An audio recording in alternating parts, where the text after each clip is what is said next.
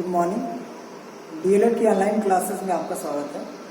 मैं के Mishra KCM college से डीएलएड सेकेंड सेमेस्टर की मैथ का एक चैप्टर जिसका नाम है व्यंजकों का गुणनफल तथा सर्वसंख्याएं, यानी multiplications of expressions and identities, इस चैप्टर का स्टडी करेंगे। और इससे जो क्वेश्चंस आपके एग्जाम के लिए इम्पोर्टेंट होंगे या जिस तरह से क्वेश्चंस आएंगे इस पर चर्चा करेंगे। सबसे पहले तो आपको बता दें कि आपके इस चैप्टर में व्यंजकों का गुणनफल यानी व्यंजक का गुणा करना सीखना है और सर्वसंख्या, ये दो चीजें आपके सिलेबस में। आपको फर्स्ट सेमेस्टर में व्यंजक के बारे में बताया गया कि व्यंजक क्या होता है, लेकिन हम एक बार रिमाइंड करेंगे व्यंजक क्या होता है। जैसे मैंने यहाँ पे व्यंजक लिख रखा है 3xy + 2y + 7, ये हमने व्यंजक लिख रखा है। व्यंजक के कौन कौन से भाग होते हैं एक बार चर्चा करेंगे, ध्यान से देखिएगा। व्यंजक में चर होता है, अचर होते हैं, पद होता है, गुणनखंड और गुणांक, ये चीजें देखने को मिलती है। अगर बात करें चर की, तो चर का मतलब व्यंजक के अंदर आए हुए वह लेटर्स होते हैं यानी वेरिएबल्स जिनका मान अस्थायी नहीं होता और वो अलग अलग समीकरण में बदल सकते। चर यानी कि जैसे हमारे अल्फाबेट्स व्यंजक में आते हैं, ये चर होते हैं। अचर वह होते हैं जिनका मान हमेशा एक ही होता है, जैसे हमारी संख्याएं, जैसे यहाँ पे 3 आया है, 2 आया है, 7 आया है। पद का मतलब होता है कि व्यंजक में आए हुए वह छोटे छोटे भाग जिनके बीच में प्लस या माइनस के सिंबल्स हो। मतलब जैसे यहाँ 3xy की बात करें तो 3xy प्लस से इधर अलग हो रहा है, यानी कि 3xy एक पद है। ऐसे 2x एक पद है और 7 एक अलग पद है। तो ये होते हैं पद। गुणनखंड की बात करें तो गुणनखंड का मतलब होता है कि पद को छोटे छोटे भागों में तोड़ देना। जैसे यहाँ पे 3xy है, यदि इस 3xy को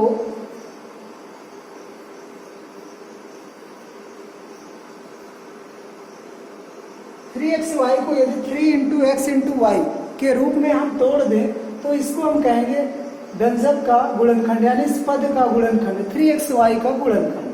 ऐसे गुणांक क्या होता है, तो गुणांक होता है जो अंक हमारे व्यंजक में दिए गए होते हैं, जैसे 7 है, 2 है, 3 है, ये गुणांक होते हैं। ये चूंकि हमने फर्स्ट सेमेस्टर में पढ़ रखा है तो इस पर ज्यादा चर्चा नहीं करेंगे। अब हम सब अपने सिलेबस की तरफ आते हैं। व्यंजकों का गुणा, व्यंजकों का गुणा। तो व्यंजकों का गुणा यानी व्यंजक को हमें गुणा करने के लिए सीखना है, कैसे गुणा किया जाएगा। तो सबसे पहले इसको हमने पॉइंट्स के अकॉर्डिंग आपको बताया, ध्यान दीजिएगा। पहला पॉइंट हमने रखा है एक चर वाले व्यंजक का गुणा या साधारण व्यंजक का गुणा। जैसे 5x × 7, 5x × 7 इसका गुणा करना है। तो इसके गुणा के लिए कैसे गुणा करेंगे, ध्यान देंगे। 5 × x × 7 ये लिख सकते हैं, इसको तोड़ दिए। 5x पद को हमने तोड़ दिया 5 × x में और × 7 रख दिया। अब 5 और 7 का मल्टीप्लाई अगर कर ले तो 5 × 7 = 35, यानी 7 × 5 = 35 हो जाएगा और x इसके साथ में आ जाएगा, यानी 35x हमारा ये आंसर है।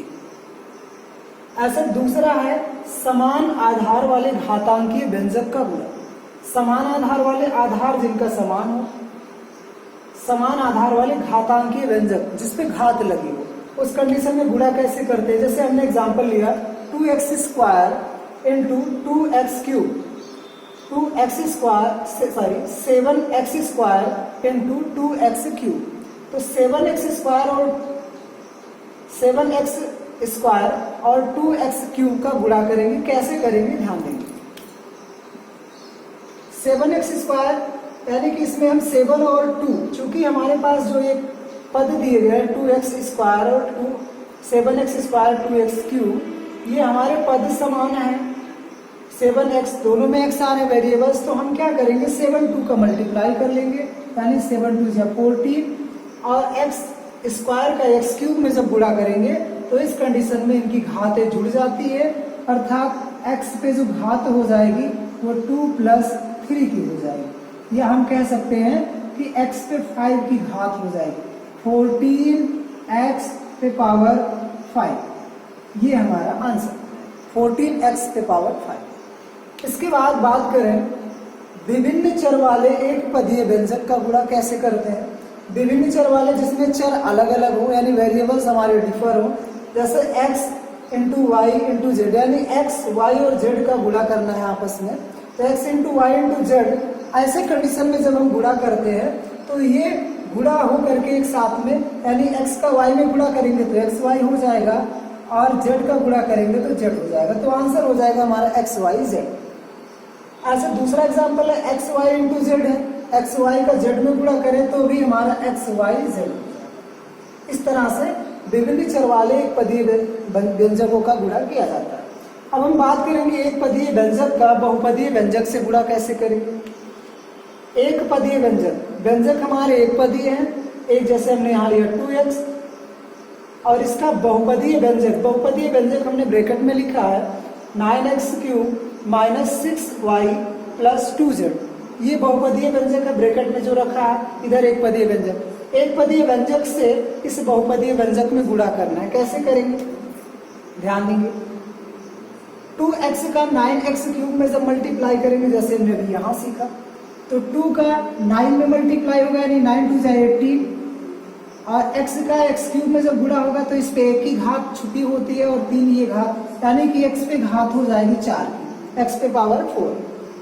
और इसके बाद अब 2x से ही जब 6y में गुणा करेंगे और यहाँ माइनस का सिंबल है, प्लस माइनस का माइनस हो जाएगा, तो 6 2 जा हो जाएगा 12, और x का y में गुणा करेंगे तो xy हो जाएगा। इसके बाद 2x से जब हम 2z में करेंगे तो 2 2 जा 4 हो जाएगा, सिंबल प्लस प्लस का प्लस रहेगा, 4 हो जाएगा। और उसके बाद xz का करेंगे तो xz हो जाएगा, यानी हमें आंसर में मिलेगा 18x पे पावर 4, 9 2 जा 18x पे पावर 314, 4 हो जाएगा और प्लस माइनस का माइनस हो जाएगा, और 6 2 जा 12 यानी 12, और x का y में गुणा करेंगे xy हो जाएगा, यानी 12xy हो जाएगा। इसके बाद प्लस करेंगे और 2 2 2 जा 4, और x का z में करेंगे xz हो जाएगा, यानी आंसर हो जाएगा 18x पे power 4 minus 12xy plus 4xz। अब अगला एग्जाम्पल है हमारा। अब हम बात करते हैं बहुपदीय व्यंजकों का गुणा, यानी बहुपदीय व्यंजक से बहुपदीय व्यंजक में कैसे गुणा करें। तो हमने यहाँ पे दो बहुपद लिए हैं, जैसे x² प्लस y², ये हमने एक पद लिया है, और दूसरा हमारा 4x माइनस 2y। ये x² प्लस y² से गुणा हो रहा है, इसमें 4x माइनस 2y कैसे होगा, ध्यान देंगे। x² प्लस y² से गुणा दो इसमें होना है, इसका मतलब x² से पहले इन दोनों में गुणा कर लेंगे, दोनों में, और फिर y² से दोनों में गुणा कर लेंगे। तो x² से अगर इसमें हमें गुणा करना हो तो हम इसको लिख सकते हैं x² इंटू ब्रैकेट में 4x minus 2y, 4x minus 2y, ये लिख सकते हैं, यानी इससे हम इस पद में गुणा कर रहे हैं। उसके बाद y से करेंगे, और यहाँ प्लस का सिंबल है तो यहाँ प्लस का सिंबल लगाएंगे। y से इस पूरे में गुणा करना है तो लिख सकते हैं y² into 4x minus 2y, 4x minus 2y, ये लिख सकते हैं। अब x से इसमें गुणा कर देंगे x² से, तो x² से गुणा करेंगे तो यहाँ इसके पहले 1 गुणांक में होता है तो 4 1 जा 4 हो जाएगा, और x² का x में गुणा करेंगे तो x पे पावर हो जाएगा 3।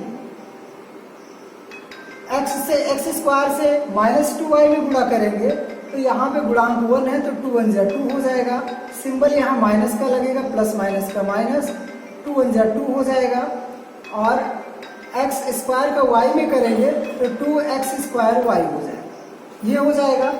उसके बाद y प्लस का सिंबल लगाएंगे, y² से इसमें गुणा करेंगे तो y से 4x² से 4x में करेंगे, गुणांक यहाँ 1 है, 4 1 जा 4 हो जाएगा, और x y² हो जाएगा, 4x y² हो जाएगा।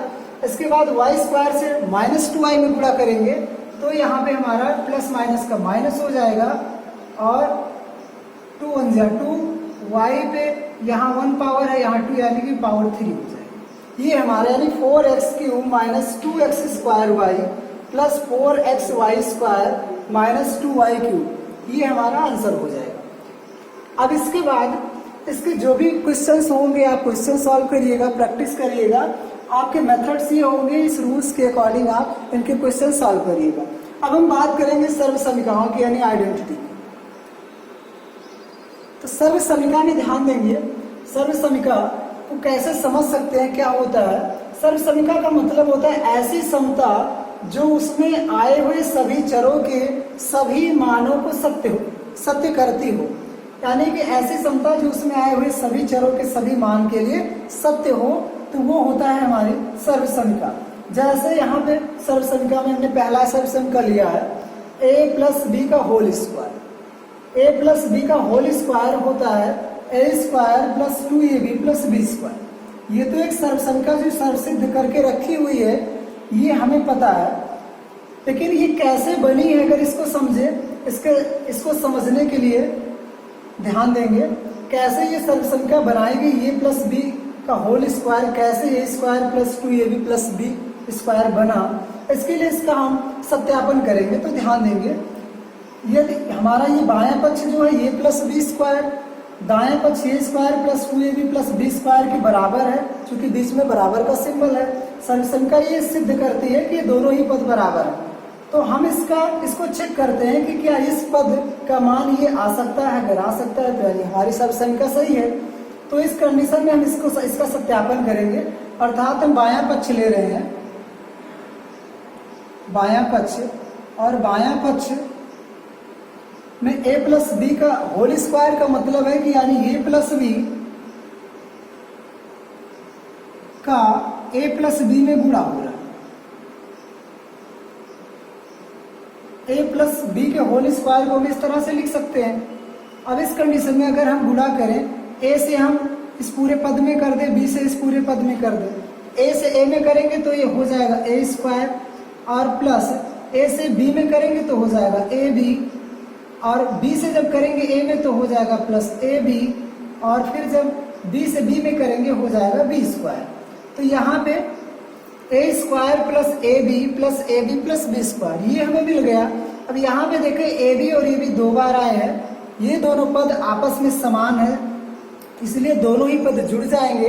तो यहाँ पे हो जाएगा हमारा a² और 1ab और प्लस 1ab मिलेगा तो हो जाएगा प्लस 2ab हो जाएगा, 2ab और उसके बाद प्लस b²।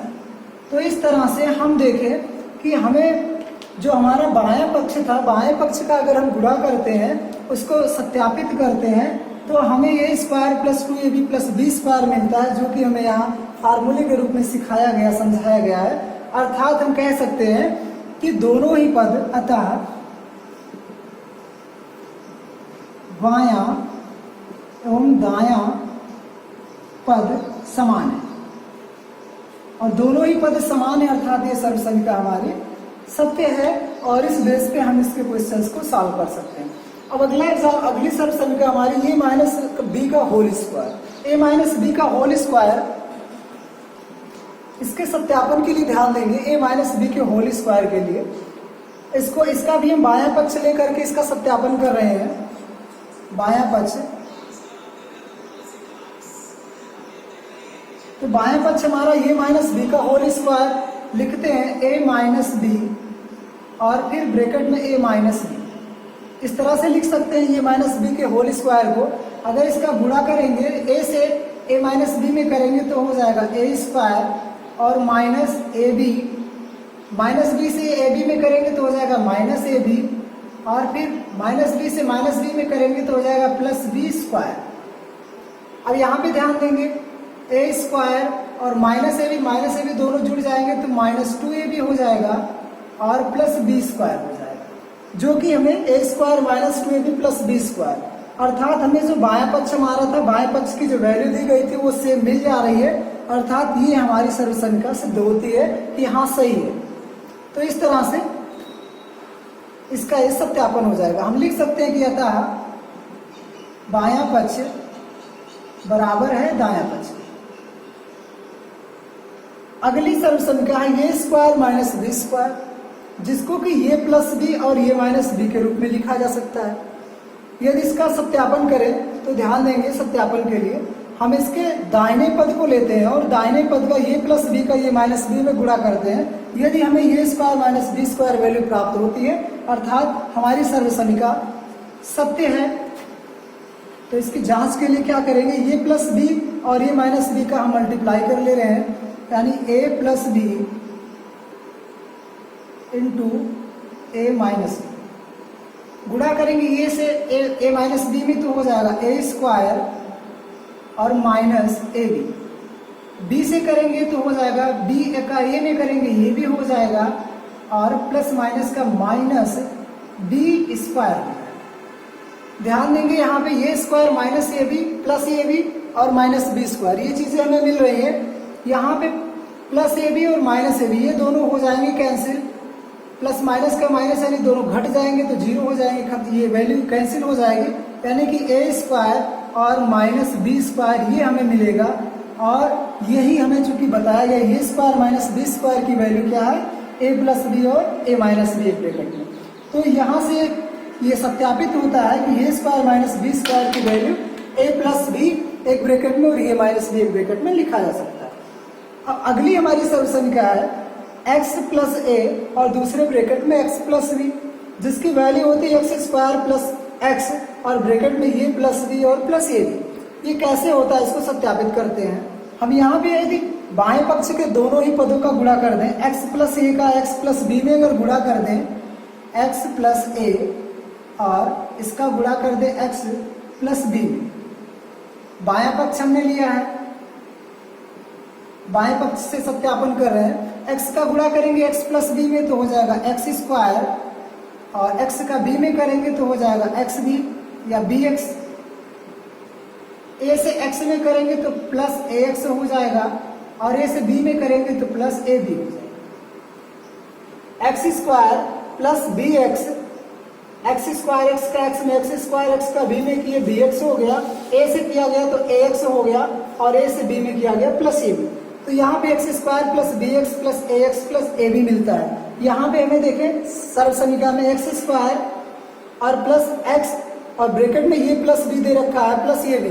यहाँ पे इसके लिए हम यहाँ समझेंगे कि यहाँ पे बी एक्स और प्लस ए एक्स जो है इसमें दोनों में एक्स कॉमन है तो एक्स को कॉमन ले सकते हैं, अर्थात हम लिख सकते हैं एक्स स्क्वायर प्लस यहाँ से एक्स कॉमन ले ले तो बी और ए ब्रैकेट में यानी ये प्लस बी बचेंगे और बाहर हो जाएगा प्लस ये बी। यानी इसी को हम इस तरह से भी लिख सकते हैं x square plus x bracket में ये प्लस बी प्लस ये बी।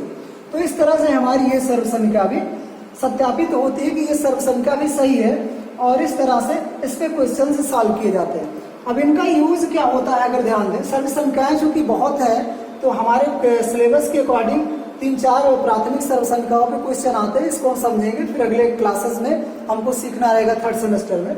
तो इसके क्वेश्चंस जो बनते हैं, क्वेश्चंस में हम क्या करते हैं कि जो भी हमारे क्वेश्चंस बनेंगे, जैसे ये प्लस बी का होल स्क्वायर यहाँ पे है तो क्वेश्चंस में दिए जाते हैं कि ये is equal to 2, B is equal to 3, ये हमें वैल्यू दी जाती है और ये प्लस बी के होल स्क्वायर यानी इस फार्मूले से इसको सत्यापित करना होता है। तो हम क्या करते हैं कि जैसे यहाँ क्वेश्चंस को सॉल्व करें सेम उन्हीं वेरिएबल्स पे इस वैल्यू को पुट करके और उन आंसर सॉल्व आउट करते हैं।